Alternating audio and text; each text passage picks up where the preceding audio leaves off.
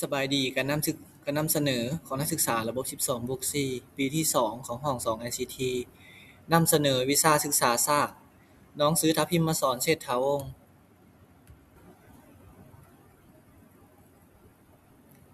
น้องซื้อนางแก้วตาอินทรีสุราษฎร์สบายดีน้องซื้อนางฟ้าใสดอกมณีจันทร์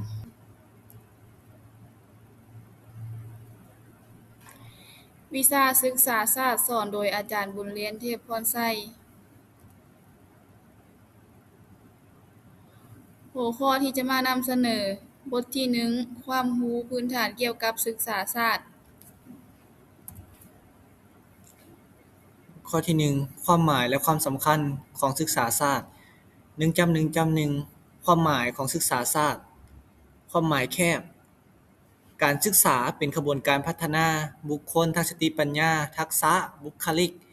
และนิสัยใจคอ โดยมีผู้ถ่ายทอดความรู้และจัดประสบการณ์ให้แก่ผู้เรียนภายในสถาบันการศึกษา ความหมายกว้างขบวนการใดๆก็ตามที่เฮ็ดให้บุคคลสามารถพัฒนาความรู้ ความคิด ความสามารถ ทักษะ ทัศนคติ ค่านิยม และพฤติกรรมอันพึงปรารถนาของตน และสังคม โดยคนนั้นอาจได้รับการถ่ายทอดคุณลักษณะที่พึงปรารถนาจากครู อาจารย์ หรือสื่อกลางอื่นๆ หรืออาจเกิดจากการเรียนรู้และมีประสบการณ์ด้านตนเองก็ได้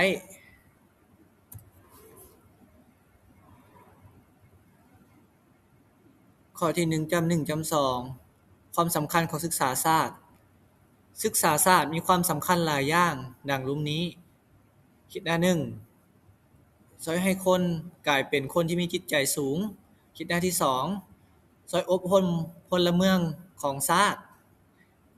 ให้เป็นผู้ที่มีคุณภาพชีวิตสามารถช่วยตนเองดำรงชีวิตอยู่ได้อย่างมีความสุขคิดหน้า 3 ช่วยค้ำสู้ให้ชาติคงโตอยู่ได้เพราะการศึกษาศาสตร์เป็นขบวนการหนึ่งในการปลูกฝังความรักและความหวงแหนในสิ่งที่แสดงความเป็นชาติได้แก่ศิลปะวัฒนธรรมทรัพยากรธรรมชาติเอกราชและอาณานิคมและอาณาเขตคิดหน้าที่ 4 สอนให้พลเมืองมีความรู้ความสามารถในการประกอบอาชีพในการหาเลี้ยงตนเองและครอบครัวคิดหน้าที่ 5 สอนให้ทันการเปลี่ยนแปลงของโลกและสามารถปกป้องตนเองและประเทศชาติได้ดำรงสถานภาพอยู่ได้ในสังคมและโลกอยังมีเสถียรภาพ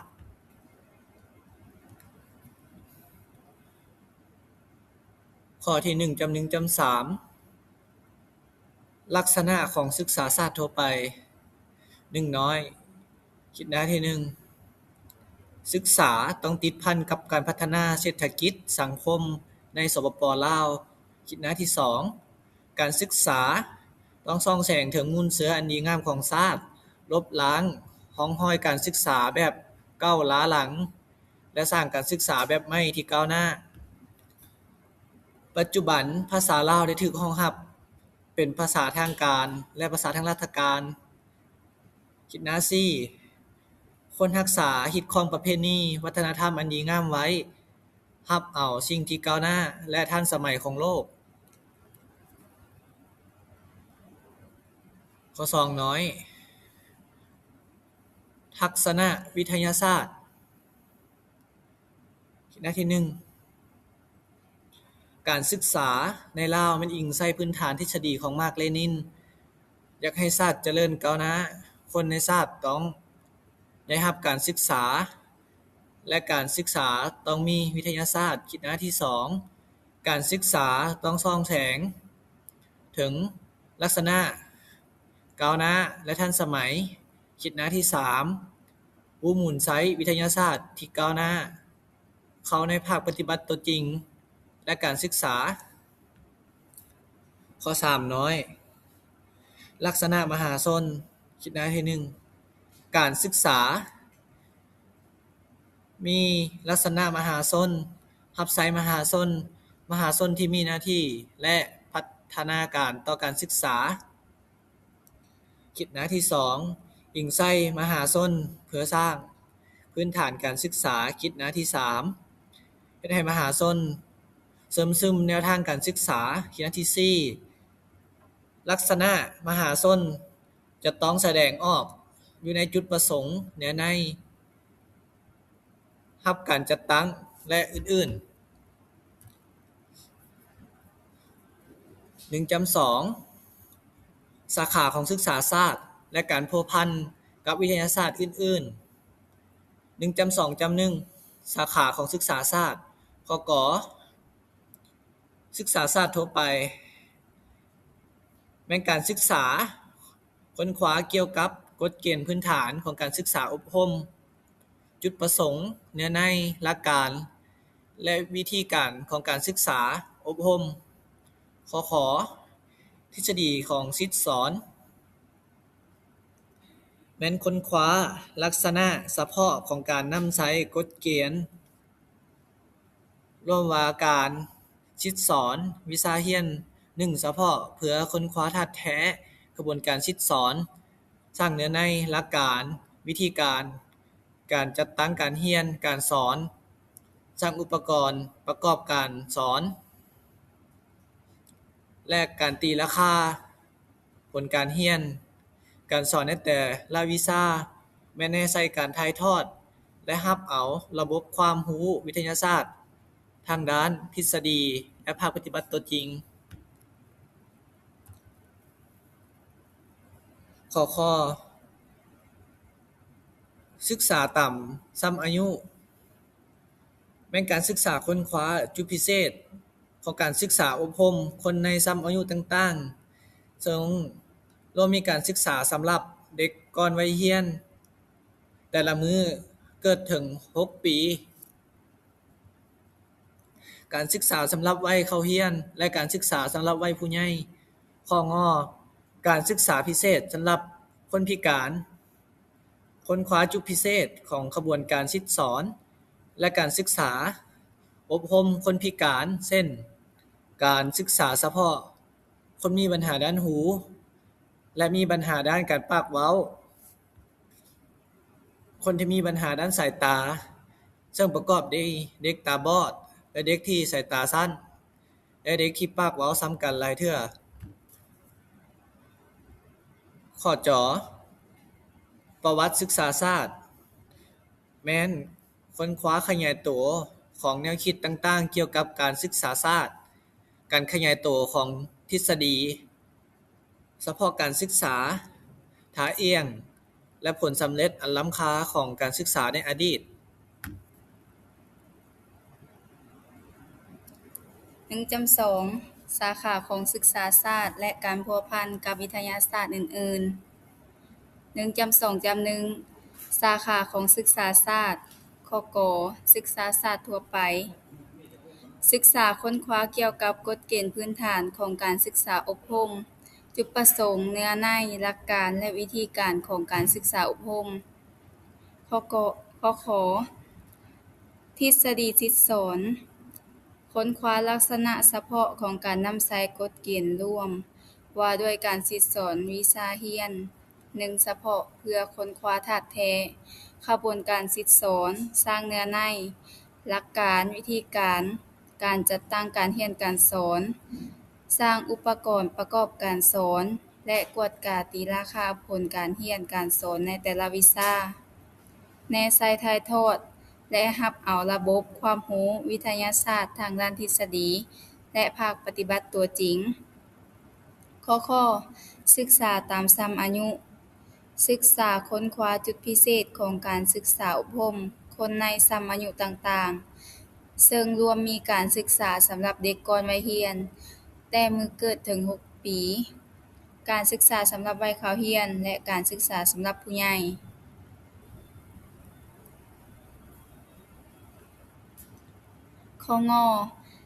ศึกษาพิเศษสำหรับคนพิการค้นคว้าจุดพิเศษของขบวนการศิษย์สอน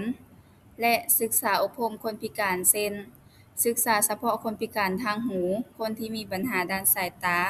ซึ่งประกอบมีเด็กตาบอดและเด็กที่มีสายตาสั้น ศึกษาสำหรับเด็กปัญญาอ่อนและเด็กที่ปากเว้าซ้ำกันหลายเทื่อ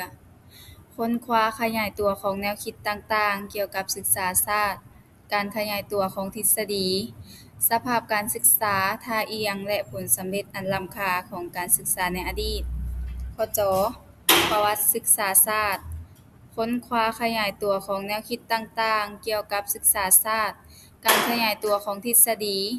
สภาพการศึกษา ท่าเอียง และผลสำเร็จอันล้ำค่าของการศึกษาในอดีต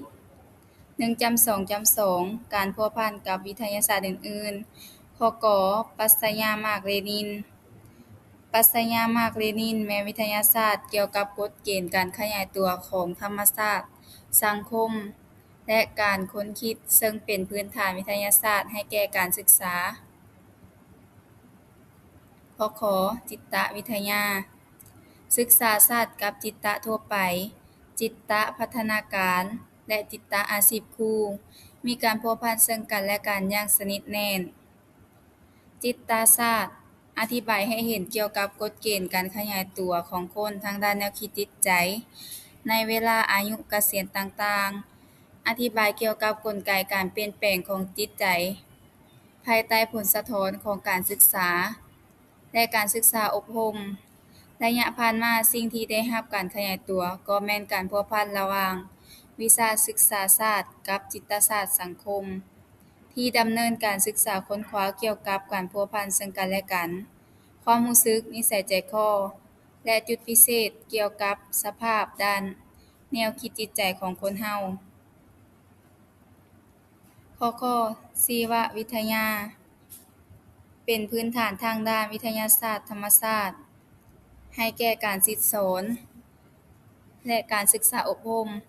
เพราะว่าเป็นการค้นคว้าศึกษาศาสตร์ล้วนแต่ได้นำเอาความรู้อันมีค่าเป็นพิเศษ เกี่ยวกับธาตุแท้การขยายตัว ทางด้านทางกายของคนมาเป็นอาวุธให้แก่การศึกษา โดยเฉพาะแม่นการขยายตัวของระบบประสาทขั้นสูง ข้องอสังคมวิทยา ค้นคว้าผลสะท้อนของสภาพแวดล้อมที่มีการพัวพันระหว่างคนกับคน กำหนดจุดประสงค์ เนื้อใน ช่วยศึกษาแก้ไขปัญหาเกี่ยวกับการกำเนิดบุคลิกภาพ จุดพิเศษการขยายตัวทางด้านเศรษฐกิจ การพัวพันระหว่างครอบครัว โรงเรียน และสังคมในการศึกษาอบรม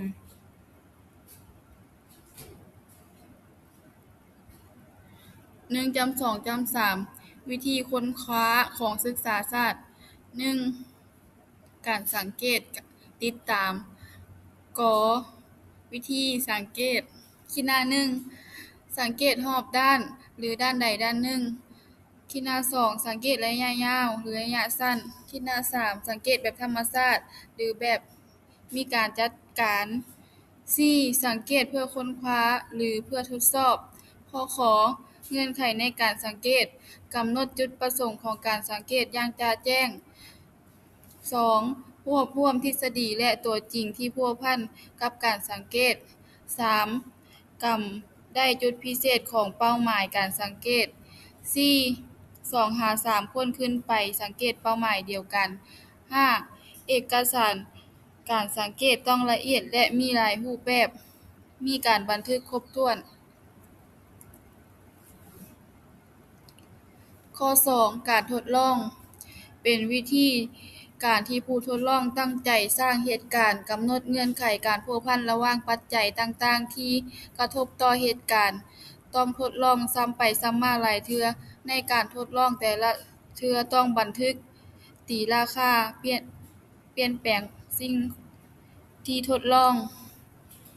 การทดลองศึกษาศาสตร์มี 2 วิธีคือ แบบธรรมชาติและแบบจิตวิทยาการศึกษา ข้อกการทดลองแบบธรรมชาติแม่นให้เป้าหมายเคลื่อนไหวตามปกติและแสดงพฤติกรรมออกมาเพื่อรับใช้จุดประสงค์การค้นคว้า ขการทดลองแบบจิตวิทยาการศึกษาแม่นลักษณะอาชีพครูอย่างจ่าแจ้ง ตัวอย่างการศึกษาคุณลักษณะใหม่ ต้องสอนปัญหาหลายเป้าหมายเพื่อดำเนินการค้นคว้าบัดเก้าการทดลองข้อกสร้างสมมุติฐานการทดลองแม่นคำถามที่ผู้ค้นคว้าต้องไว้สำหรับตนเองเป็นการถามระหว่างการพัวพันระหว่างปัจจัยต่างๆที่มีผลกระทบต่อการเปลี่ยนแปลงของเป้าหมายจากการวิเคราะห์ข้อมูลและเอกสารที่เก็บกำได้ข้อสร้างแผนการทดลองกำหนดจุดประสงค์คาดหมายเนื้อในการทดลองอุปกรณ์การทดลองปฏิบัติการทดลองและบันทึกพฤติกรรมของเป้าหมายใกล้ชิดติดแทดกับเป้าหมายเพื่อค้นคว้าจุดพิเศษและสภาพการทดลองใช้เทคนิคแยกปัจจัยเพื่อพัวพันการทดลองให้การทดลองรับประกันความชัดเจนผู้ทดลองดำเนินการสังเกตละเอียดครบถ้วนชัดเจนและบันทึกการทดลองสรุปบทเรียนแม่นการรวบรวมข้อมูลเป็นการสมทบทฤษฎีตัวจริงเอาตัวจริงมาวิเคราะห์ตัวจริงจากการวิเคราะห์ตัวจริงมาสรุปเป็นทฤษฎีการสรุปบทเรียนแม่นการนำเอาทฤษฎีแนวทางนโยบายการศึกษาของพรรคทฤษฎีศึกษาศาสตร์จิตวิทยามาวิเคราะห์สภาพการศึกษาเพื่อกำหนดเงื่อนไขสาเหตุที่พาให้ได้รับผลสำเร็จและบทเรียนที่ถอดถอนได้ผลสรุปสามารถใช้เพื่อสร้างทฤษฎีศึกษาหรือใช้เป็นสมมุติฐานการทดลองเกี่ยวกับการศึกษาจัดระเบียบการขยายของเป้าหมายไปตามโลจิกประวัติศาสตร์สภาพการดำเนินบทเรียนและคุณภาพเบื้องต้นความต้องการและท่าแห่งในการสุกยุการขยายตัวการเปลี่ยนแปลงของวัตถุปรากฏการณ์และวิธีเฮ็ดให้มีการเปลี่ยนแปลงสภาพความเป็นจริงของวัตถุและปรากฏการณ์จัดบทเรียนเข้าเป็นระบบวิเคราะห์ซอกหาการพัวพันที่มีลักษณะกฎเกณฑ์ระหว่างวิธีการผ่านก็คือประสิทธิภาพการศึกษาของวิธีดังกล่าวจากนั้นออกมาเป็นทฤษฎีจัดกล่องประชุมประกอบความคิดความเห็นใส่บทสรุปและจัดตั้งนำใส่บทเรียนอยู่หลายท้องถิ่น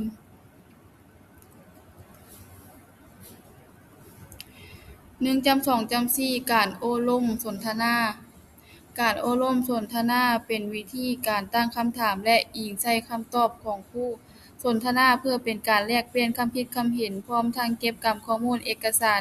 เหตุการณ์ที่พัวพันกับหัวข้อโอ้ร่มกับเป้าหมายโดยกงด้วยหลายรูปการเช่น 1. สนทนาโดยทางอ้อม 2. เข้าปัญหาโดยกงโอ้ร่มแบบทางอ้อม 3. โอ้ร่มเคียงคู่กับการสังเกตเพื่อเป็นการทดสอบคลื่นเอกสารที่เก็บกำได้ 4. คาดหมายการโอ้ร่ม 5. กำหนดจุดประสงค์คาดหมายของการโอ้ร่มเพื่อสนทนาค้นคว้าหรือทดสอบเก็บกำข้อมูลในระดับใด 6. สร้างแผนการโอ้ร่มสนทนาบนพื้นฐานการสมทบกับจุดประสงค์คาดหมายของการโอ้ร่มกับคู่สนทนา 7. สร้างบรรยากาศแบบธรรมชาติสนิทสนมยิ้มแย้มแจ่มใสเป็นกันเองและเข้าใจกัน 8. มีวิธีบันทึกกับที่หรือบันทึกคืนหลังอย่างละเอียดครบถ้วน 9. เอกสารที่เก็บกำได้ต้องมีการค้นคว้าและเปรียบเทียบเพื่อการยั่งยืนขึ้น 1.2.5 การศึกษาค้นคว้าจากปึ้มตำราและเอกสารต่างๆการอ่านปึ้มตำราและเอกสารต่างๆเช่นวารสารแถลงการณ์ข่าวสารที่พัวพันโดยกงหรือทางอ้อมกับหัวข้อและหน้าที่ค้นคว้าเป็นการช่วยให้พวกเราซอกรู้กำแน่นความเห็นของผู้ที่ค้นคว้าปัญหาที่เรากำลังสนใจเอกสารนี้มีหลายประเภทดังนี้บทกวีบทวิทยานิพนธ์ของรัฐิมาร์กเลนินบทแถลงการณ์ของพรรครัฐบาลเอกสารที่เป็นพื้นฐานทฤษฎี ครงการค้นคว้าต่างๆที่พัวพันกับหัวข้อการค้นคว้ามาฮอดนี้การนำเสนอของพวกเราก็สิ้นสุดลงเพียงเท่านี้ ขออวยพรไส้ให้กับครูอาจารย์และหมู่เพื่อนทั้งหมดจงมีสุขภาพแข็งแรงขอขอบใจ